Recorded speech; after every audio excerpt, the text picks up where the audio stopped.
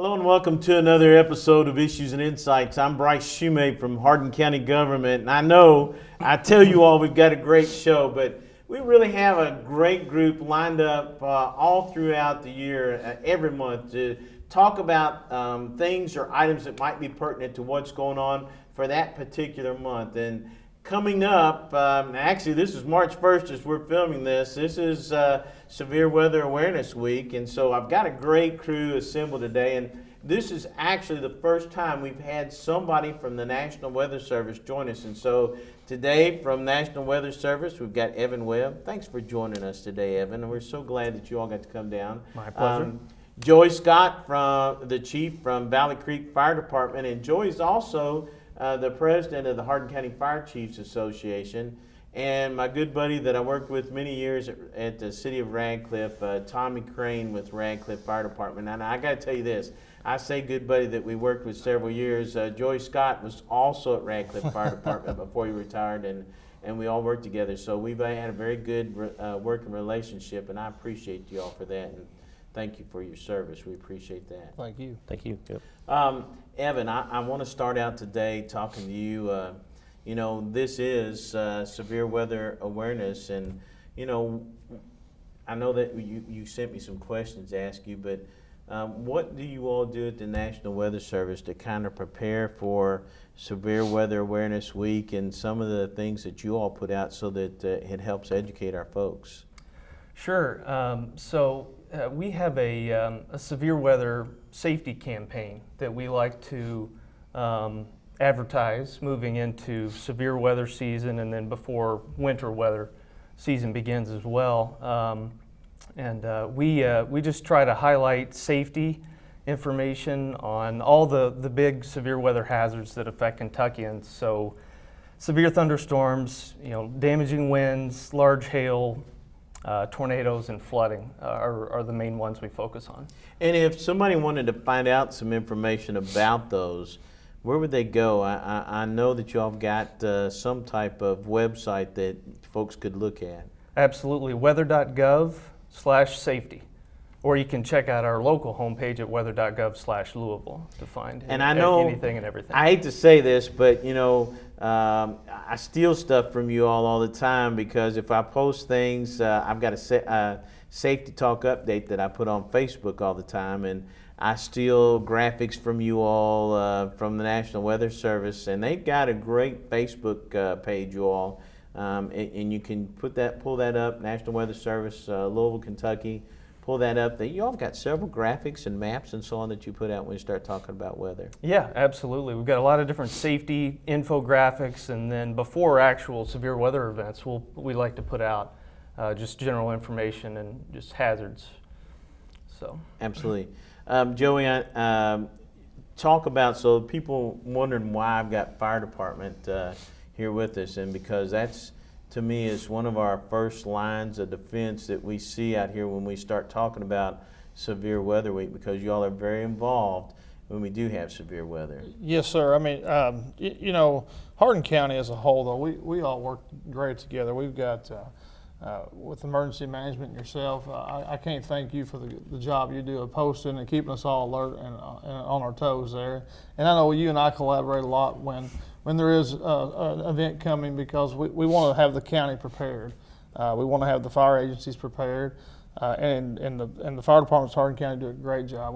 We actually go out and we'll help survey damage. We'll help remove tree damage, and that's collaboration with Hardin County Road Department, and just try to help any aspect we can of it. And folks may not realize we actually had two severe weather events last year. We had straight line winds that hit Sonora about this time last year, and not only did Sonora Fire Department and Chief Wethington's folks become very involved, but you all came, and so did several other departments from across the county came to Sonora to help that evening. Yes, sir. I mean, that's one thing about Hardin County Fire Departments. We work so good together, and we all have a great mutual aid agreement, so it's not uncommon to see us being in the northern part of the county or in the southern part of the county, and vice versa. And then this past fall, we actually had an F1 tornado hit Rineyville that was very unexpected. hit, it was one of those things where we truly talk about a somewhat of a spin-up tornado. We went from sunlight to rain all of a sudden to that tornado hitting that area. Yeah, they can spin up in seconds. Yes, certainly. When we have unexpected thunderstorm cells like that. Tommy, what are some of the things that folks can do to protect themselves from not only knowing about severe weather, but severe weather itself? Well, I think like Joey said, we do have a good working relationship, but there are some things that personally that you can do because in a time of a large storm or something like that, the services may be overtaxed. So preparing personally, like Evan said, making sure that you check with the National Weather Service, have a good weather radio. There's several out there. The nice thing is, all the models out there now, you can program them just for your county or your area. You don't have to listen to, everybody else now. And so you can program them. Some of them are even portable. Like the one I have at home it's about the size of a two-way radio, and you can take it with you. So look into investing in a good weather radio. And they're not that expensive, are they, Tom? They're not. There's several different models out there. I actually brought a couple with me. This is like the one that I have at home. It's actually, like I said, it's got a battery backup. You plug it in, but you can take it with you. So if you needed, to be on the move for whatever reason. And then also we have for those that maybe are deaf or hard of hearing, we actually there's actually one that I think Amazon is where this one was purchased, and it actually has indicator lights to help you to let you know that what the alert is and advise you of that. And it changes colors too, a red and orange for the different. And that's awesome because we have so many folks in our area that are hard of hearing, and in fact, my wife accuses me of that all the time, but I tell her it's selective hearing, and you just got married not too long ago, so you'll figure this out. Selective hearing works very well. Tommy, those are very easily purchased not only online, but in some of our local stores, Yes, department yes. stores, correct? Yes, and a lot of times this time of year, some of those stores will put them on sale. They'll have a display area that'll focus on safety and stuff like that, and they'll have a lot of them and there's different ones. There's even some that have like the hand crank and stuff like that, but they are a lot more reasonable than they used to be, and it's a good tool to have. The other thing is to make sure that like we were talking about, if we're not able to get to you in a quick amount of time, make sure that you maybe have some water on hand. If you lose the services from water, electric, have some flashlights, extra batteries. Depending on the time, this time of year, you may have a nice spring-like day and then turn around. Yeah, we'll have snow, freezing temperatures. So people ought to kind of build themselves a kit, and I know, Evan, Right. y'all talk about that quite often. Yeah, we do. An emergency supply kit is a great idea. Just having all those essentials ready to go in your place. We encourage folks to just have a plan, a place where they can shelter, and just have your essentials, ready to go in that spot. Some people may require certain medications, diapers, certain things that you may not ordinarily think of in an emergency that you're just going to want to have. And I want to ask you a follow-up question, but I want to go back to Tommy just one more second here. Tommy, these are our indoor weather sirens. People have gotten where they call us and say, hey, the outdoor siren didn't go off when you all had a severe weather event this last time. Well, might tell people those outdoor sirens are for what? Well, they are for the warnings, and we're not going to set them off all the time, but they are for if you're outside and you can hear them. Depending on how close you live to one, you might be able to hear it, but typically they are out to let you know, because like you're talking about, thunderstorms move in pretty quick, and if you're outside on a nice day and then all of a sudden it just changes, and you might not have your cell phone with your app on it, might not be with you, so yeah, it's for that outside moment where you need to get in. So. And Evan, you all send alerts out for severe thunderstorms. So, I mean, most of the time our tornadoes come from those severe thunderstorm warnings that we may have beforehand, correct? Correct. Yeah, and those outdoor warning sirens are intended to just be that first line of defense, like he was saying. It's just for outdoor purposes only. You're not going to want to rely on that. And you know, with you all and several of our weather stations, several of the local stations, either having a cell phone or a weather radio for our indoor alerts it is a must for people nowadays. Yes. The most important thing I think for people is to just be ready. Be weather aware. Be checking the forecast. Our website, weather.gov, is a great place to find the latest forecast. But all the local TV stations, radio and TV, and a lot of these TV stations will have their own weather app as well, where you can sign up for alerts and different things like that. Evan, what would you say is our probably top severe weather hazard for Kentucky? For Kentuckians, it's definitely flooding. Actually, and I think actually since between 1995 and 2018, flooding killed 89 people in Kentucky. It's about twice as many people as were killed by tornadoes. So most of us would sit here and think that tornadoes or thunderstorms would be our most severe weather threat, but flooding is actually taking that over. Yeah. Flooding is a big threat. We've had some flooding here in the last few weeks that's been pretty significant. We've had some long-lasting river flooding and different things like that. And there's different forms of flooding. Flash flooding, of course, develops much more quickly. But flooding is just a more widespread threat, and the really disappointing thing is a lot of the deaths are preventable. I think we've lost 89 people in Kentucky since '95, and over half of those deaths are vehicle related. So folks driving in or getting caught in floodwaters. And the simple thing there is, the simple rule is just avoid the floodwaters at all costs. And I'm glad you brought that up, Joey. You all have, and Tommy as well, has been on several Swiftwater rescues where people have driven into water here in Hardin County. Yes, sir. Yeah, and we have two Swiftwater teams here in Hardin County, Radcliffe City and Elizabethtown Fire Department. They service the rescue units here in Hardin County for Swiftwater, and I think they respond to quite a few per year. And recently, it's just not seasonal. It's all year long because, like you said, we live in Kentucky and stick around, it'll change.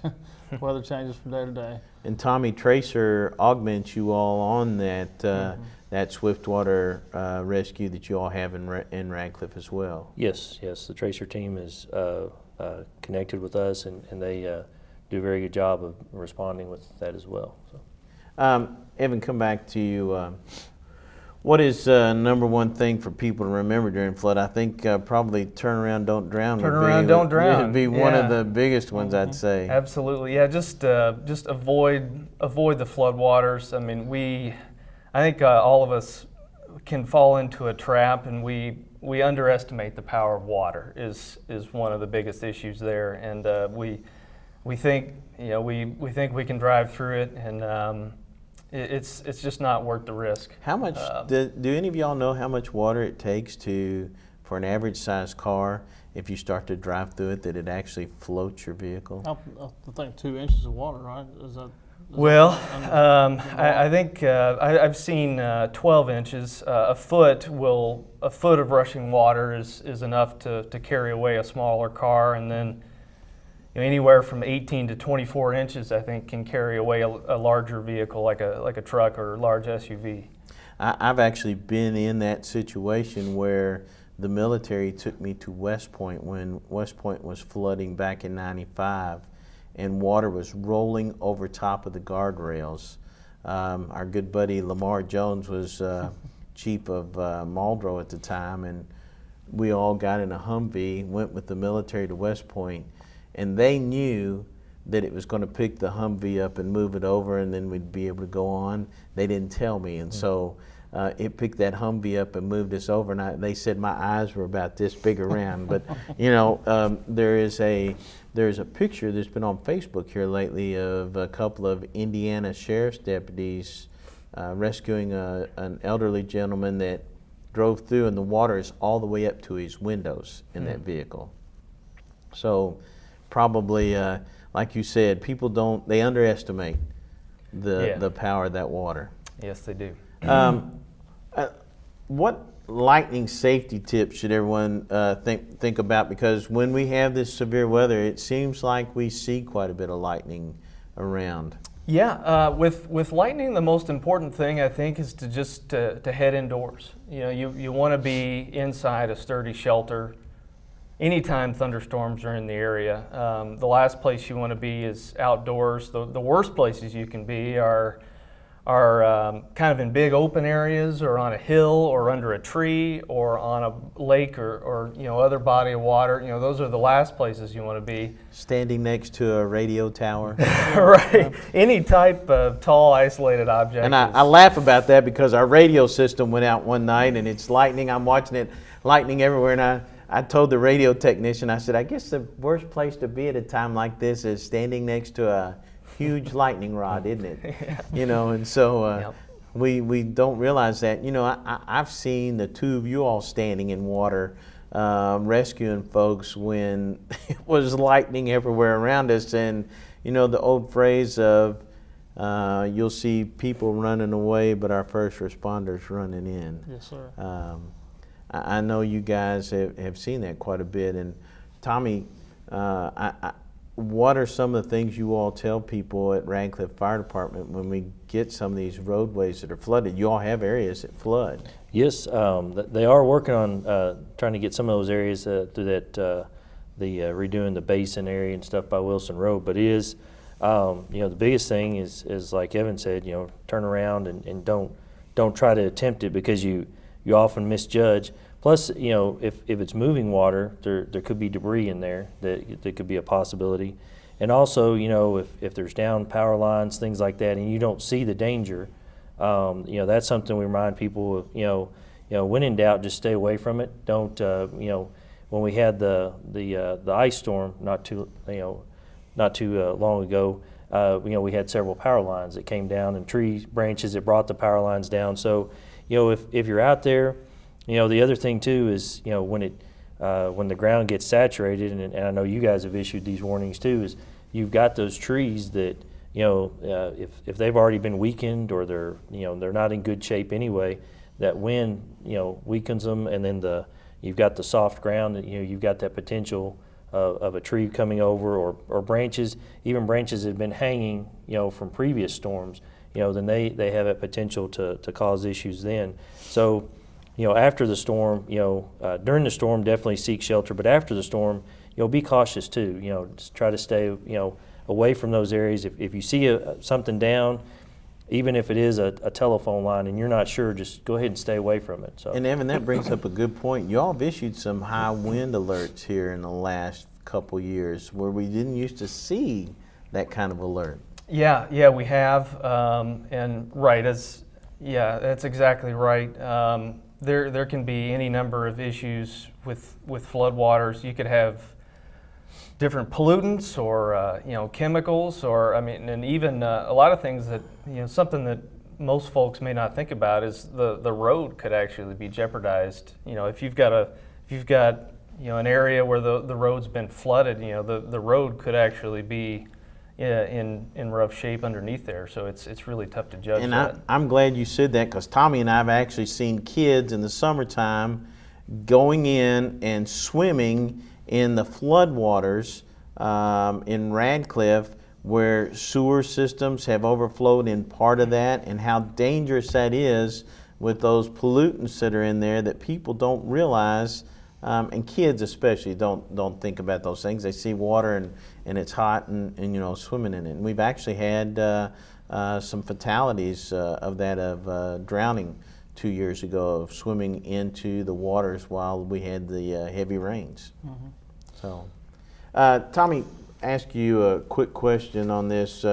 One of the things we looked at when we talked about, I asked so that y'all know, you see me flipping through papers, I asked them to give me some questions that they would feel comfortable talking about. And one of the things that you had sent me is concerns about tornadoes, best places to try to be for protection.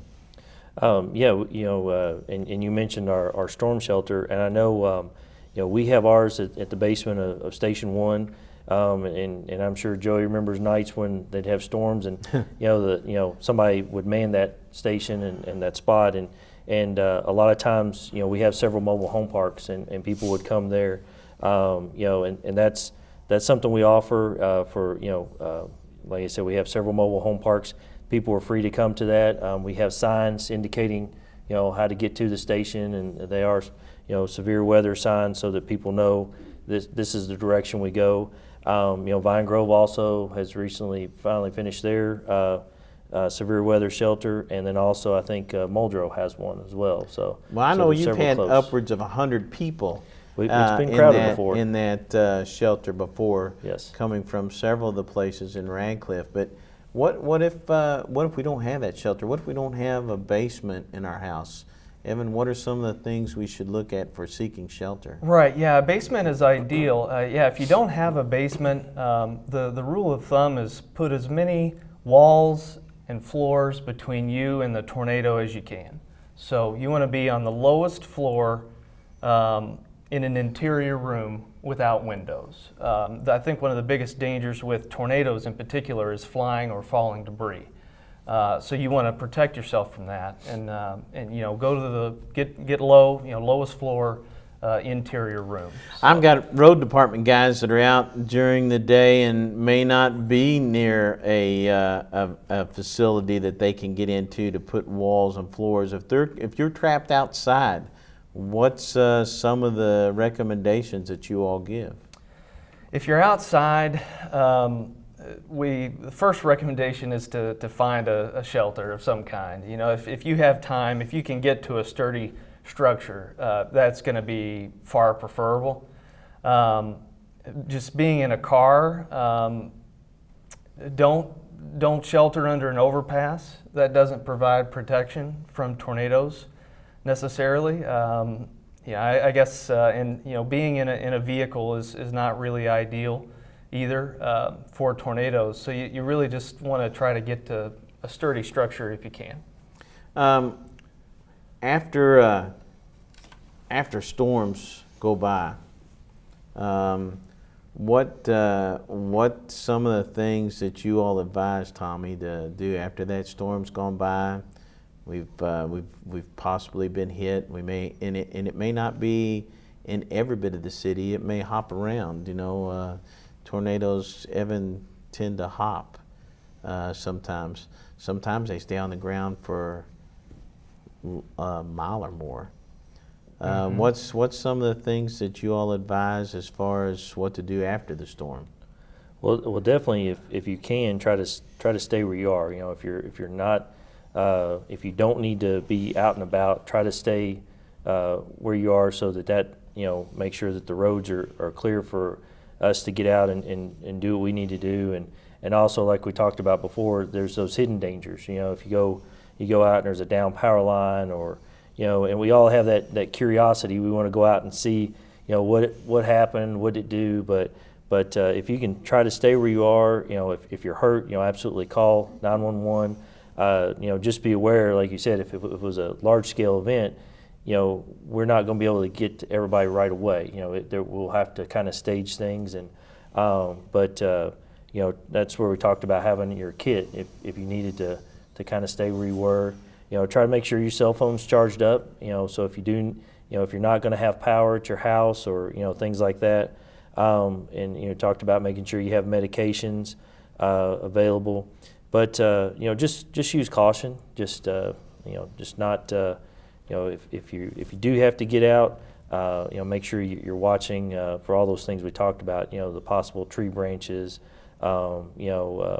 If you do need to leave your home, if it's damaged, maybe go to a neighbor's house and stay close by. Look, maybe contact your loved ones, because a lot of times I've even gotten texts or calls from from people out of state. You know, if they see or hear about something, they'll call me and say, "Is everything okay?" You know, and they're, you know, because they just know the area has been hit. They don't know the, you know, Sure. what's happened. So Joey, real quick, because I've got a follow-up I want to do with Evan. How many departments do we have out in the county fire We have departments?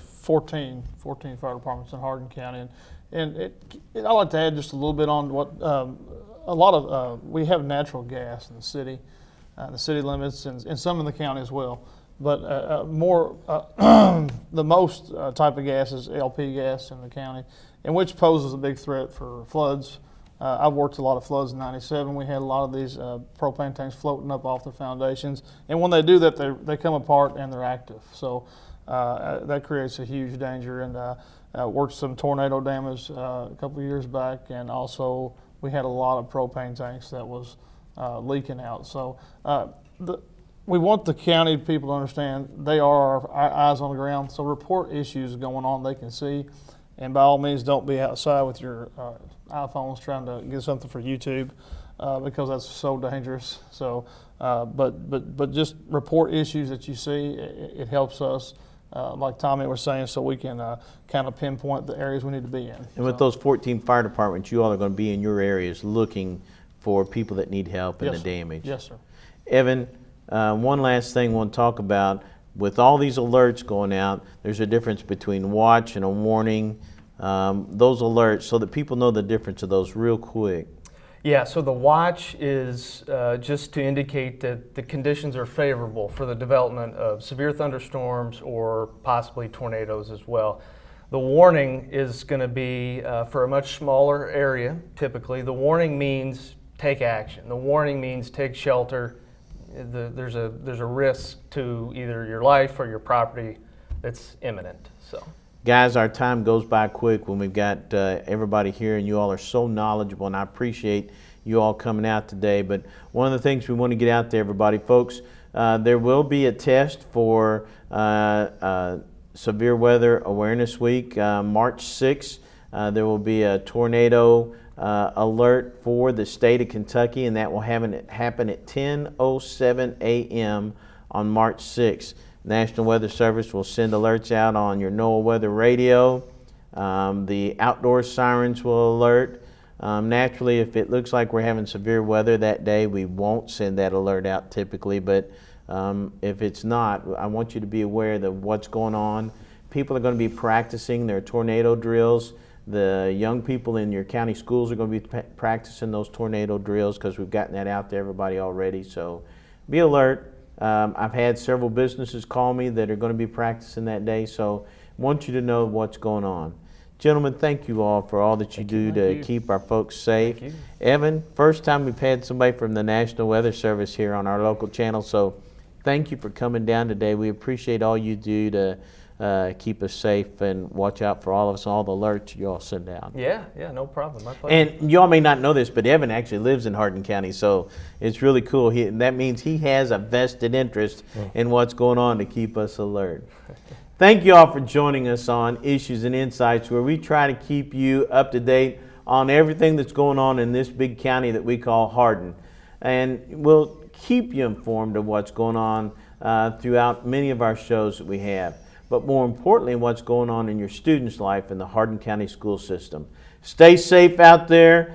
We do have a lot of our severe weather in the spring and fall of the year, so pay attention. Go out and buy a NOAA weather radio, your indoor siren. Make sure you download some of those apps from the local weather channels and so that you can keep up to date. I'm Bryce Shoemate from Hardin County Government.